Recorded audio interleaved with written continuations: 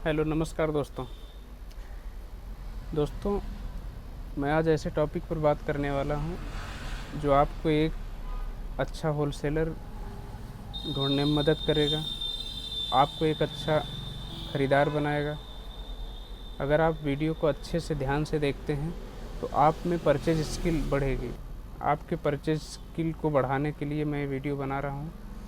तो दोस्तों, बहुत ही ध्यान से सुनिएगा। चलिए स्टार्ट करते हैं।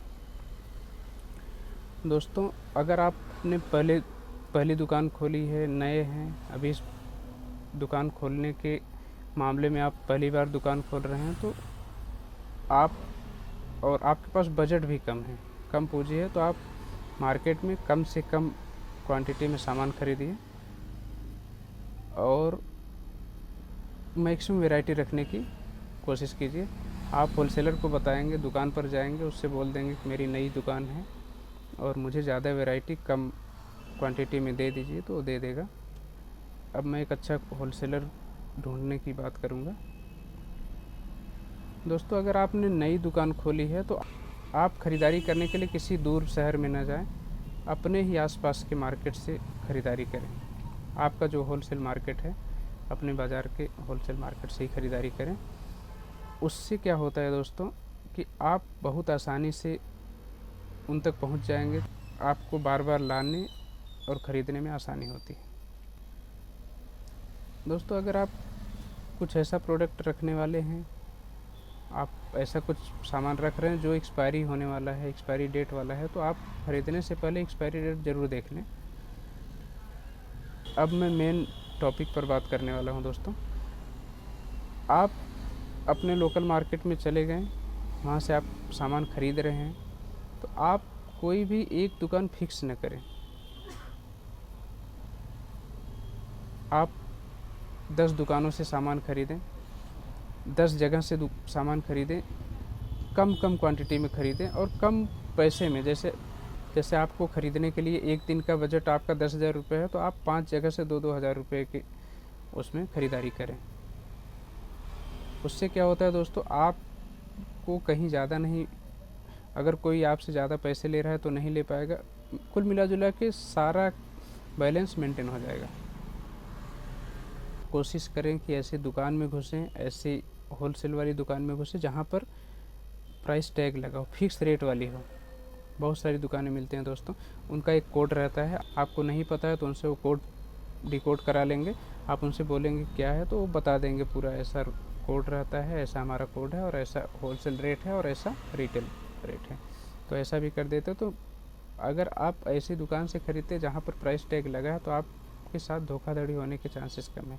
और जब आप नए हैं तब तो खासकर, और आप धीरे धीरे जब पुराने होते जाएंगे तो आपको एक्सपीरियंस होता जाएगा, आपको सब पता चलता जाएगा। लेकिन नए हैं तो फिक्स्ड रेट वाली दुकान से ही ख़रीदारी करें। और दोस्तों, इसमें मैं एक और बात कहना चाहता हूँ। अगर आप अपने मार्केट में ख़रीद रहे हैं तो उस मार्केट में आप घुसते हैं तो मेन रोड रहता है, मेन रोड पर की जितनी भी दुकानें, आप उनसे ख़रीदारी नहीं करें। आपको वहाँ पर ख़रीदारी करने से एक नुकसान ये होता है दोस्तों कि आपको पता नहीं रहता, क्योंकि आपने अभी तक रिटेल में ख़रीदारी की है, तो उसके रेट से और जो आप ख़रीदने गए हैं उन दोनों के रेट में काफ़ी वेरिएशन आता है, अंतर दिखता है। तो आपको लगता है कि नहीं, ये तो बहुत सस्ता, यहीं से ले लेते हैं। तो आप मेन रोड की ख़रीदारी से बचें। उसमें क्या होता है, जो दुकानदार रहता है, होलसेलर रहता है, मेन रोड का भाड़ा ज़्यादा रहता है, तो इसलिए उसके यहाँ का रेट भी ज़्यादा ही रहेगा। तो आप कोशिश कीजिए फिक्स रेट वाली दुकान से। उसके बाद में आप अंदर गली की दुकानों में चले जाइए, क्योंकि अंदर का किराया भाड़ा कम रहता है, उनका मेंटेनेंस भी उतना अच्छा नहीं रहता, ज़्यादा नहीं रहता। तो वो आपको वहाँ से आपको वाजिब रेट मिल जाएगा, अच्छा रेट मिलेगा। और दोस्तों, होलसेलर पर कभी भरोसा न करें। आप किसी भी होलसेलर के पास जाएंगे, आप जैसे ही बोलेंगे मुझे दुकान के लिए सामान चाहिए, होलसेल में सामान चाहिए, होलसेल में या दुकान के लिए सामान चाहिए, तो फिर देखता है वो सबसे पहला उसका क्वेश्चन रहता है कि कहाँ है आपकी दुकान। क्योंकि वो पहचानता है आपको, आपने नोटिस किया होगा, या तो आपको नोटिस करना पड़ेगा। जब आप जाएंगे तो सबसे पहला क्वेश्चन यही रहता है कि आपकी दुकान कहाँ है। इसका यह मतलब है कि वो आपको पहचानता है, और ज़्यादातर होलसेलर जितने दुकानदार हैं उनको पहचानते हैं, एरिया वाइज पहचानते हैं, 10-15 किलोमीटर के रेंज तक पहचानते हैं। तो इसलिए आप झूठ नहीं बोल सकते हैं और किसी पर भरोसा नहीं करना है। वो उनका बिजनेस है, धंधा, उसको लगता है कि दुकानदार मेरे यहाँ आया और इसको ऐसा रेट दे दो, क्योंकि उसे पता है कि ये नए हैं तो इनको सब कुछ सस्ता ही दिखेगा, तो वह अपना रेट बढ़ा के दे सकता है, आपको ठग सकता है। इसलिए आप वहाँ से कोशिश करें कि कम से कम ख़रीदारी करें, और ऐसे ऐसे आप सर्च करते रहें। आपको 1 दुकान, 2 दुकान, 4 दुकान जितनी भी हैं, सबसे मेन गलियों में हैं, अंदर अंदर उन दुकानों पर आप जाइए और उनसे रेट लीजिए, उनसे पूछिए और सामान ख़रीदिए। उसके बाद ऐसे 2 बार, 4 बार, 6 बार जब आप ख़रीदारी करके आ जाएंगे घर पर, उसका एक चार्ट बनाइए। आपको उसमें जो लगता है कि हाँ, किसी भी चीज़ पर कितना रेट है, किसी भी प्रोडक्ट का किस प्रोडक्ट का क्या रेट है और कौन सी शॉप पर क्या रेट मिला है, तो आप उनको सॉर्ट आउट कर लीजिए। आपको सॉर्ट आउट रेट के हिसाब से करना है।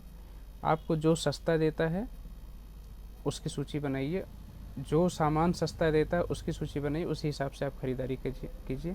दोस्तों, होता क्या है, आप जाते हैं जब सामान ख़रीदने, तो आपको ज़्यादा पता नहीं रहता। आपने ऐसे ही बता दिया कि मैं नया दुकानदार हूँ, तो वो समझ भी जाता है, वैसे भी वो पहचानते हैं।